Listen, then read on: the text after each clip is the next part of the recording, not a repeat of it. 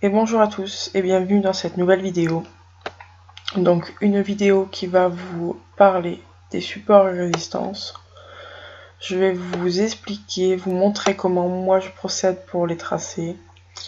Ça va répondre aux questions que j'entends souvent. Est-ce que je dois utiliser le corps ou la mèche pour tracer mon support ou ma résistance? Donc tout ça, je vais vous montrer au final que tout ça n'a pas vraiment d'importance. Ce qui est important, c'est le nombre de réactions, de retournements que l'on va avoir sur ce support résistance. D'accord? Donc sur NZD/USD en weekly, je commence toujours par le weekly. Donc faut savoir que les grosses unités de temps sont les plus pertinents. Donc c'est juste indispensable de tracer ce genre de niveau. D'accord?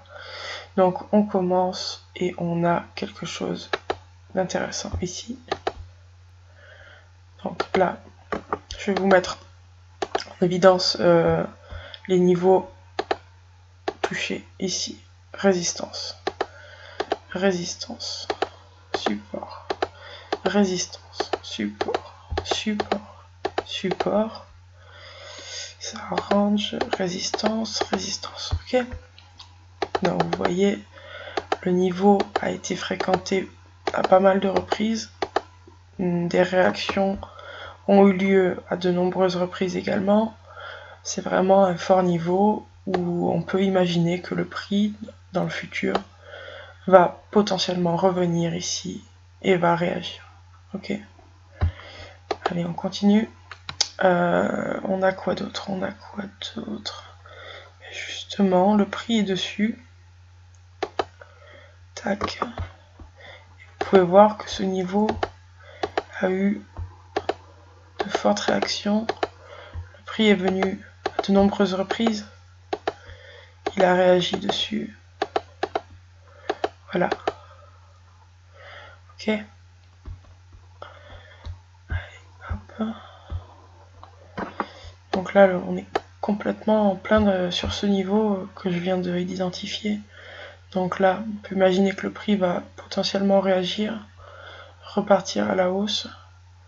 Et si dans le cas contraire il casse, il va potentiellement venir se poser sur le prochain niveau de support. Ok. Alors on va potentiellement pouvoir en tracer un dernier. Je vais choisir celui-ci. Donc celui-là, support, résistance, résistance, support, support. Ok. Allez, on va passer maintenant en daily. Je vais juste vous préciser un petit truc. Par rapport au... Vous voyez, j'ai tracé les trois forts niveaux qui se situent pas loin du prix. Dans le sens où ça sert à rien d'aller dans les extrémités du graphique. Dans le sens où pour arriver dans ces zones-là, le prix va mettre des semaines, voire des mois avant d'y arriver. Donc vous allez tracer ça, vous allez tracer ça et entre temps vous allez refaire peut-être votre analyse à plusieurs reprises. Donc c'est inutile, il faut vraiment se concentrer sur ce qui se passe autour du prix et voir comment ça réagit autour du prix. Si le prix vient à monter jusque là, j'irai chercher qu'est-ce qu'il y a d'autre au-dessus, parce que là oui, au-dessus il y a d'autres niveaux que je pourrais identifier.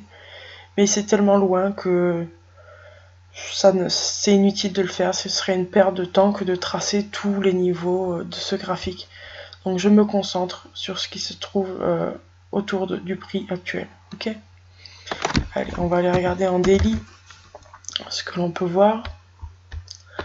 Donc, en daily. Alors, attendez, je regarde un petit peu. Ouais. Ok, donc là j'ai deux forts niveaux. Donc tout d'abord, j'ai celui-ci. Ce niveau qui est plutôt pertinent On a résistance, résistance. Tac, support. Résistance, résistance. Ok. Donc c'est un fort niveau. Et on le marque. Ensuite, on a ici, encore une fois, support. Oh, pardon. Pas chopé ma flèche. Support, support. Résistance, résistance, résistance, résistance, résistance. Ok. Et même support ici. Donc c'est encore une fois un niveau très fréquenté, où on peut voir de nombreuses réactions du prix. Et on peut se dire que le prix va potentiellement retourner à un moment donné ici et réagir ici. Ok.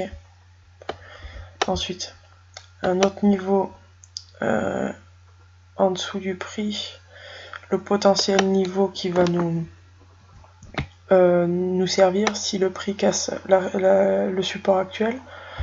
Donc, hop, on a support, une zone de résistance ici, résistance, résistance, support. Ok, donc voilà. Hop.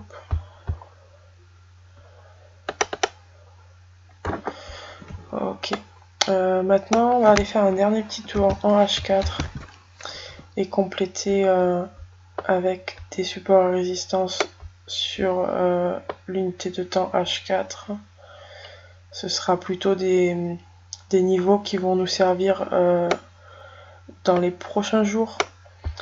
Donc c'est bien de les avoir, ça permet de se situer et d'agir en fonction de ces niveaux-là.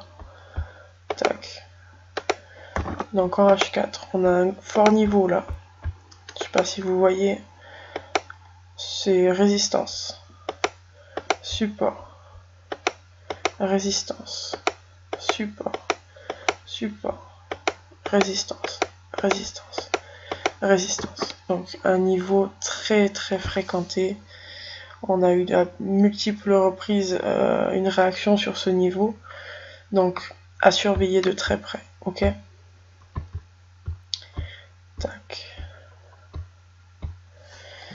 Ensuite, ce serait bien que j'ai un niveau H4 entre ces deux lignes. Je vais aller voir si j'ai quelque chose d'intéressant dans le passé. Donc ici. Donc qu'est-ce que j'ai? Ouais, j'ai un truc intéressant ici. On va noter celui-ci. Donc ce niveau. Pourquoi ce niveau? Parce que résistance. Résistance, support, support, support, résistance, résistance. Ok. Donc voilà. Donc j'ai mis en évidence mes plus gros niveaux de support et résistance en partant du weekly, descendu vers le daily et j'ai fini en H4. Donc là clairement j'ai les plus gros niveaux, les plus importants de ce graphique. Et je fais cela sur tous mes graphiques, je fais ça. Et une fois que le prix arrive près d'un niveau potentiellement fort, eh bien je reste aux aguets et je cherche d'autres critères qui me valident une potentielle entrée. Ok, potentielle prise de position. Donc voilà, j'espère que ça va vous éclaircir un petit peu sur les supports et résistances. Et voilà, pour regarder sur vos graphiques, essayer de trouver les meilleurs niveaux que vous pouvez voir et surveiller vos niveaux. Ok? Allez, bonne journée à tous.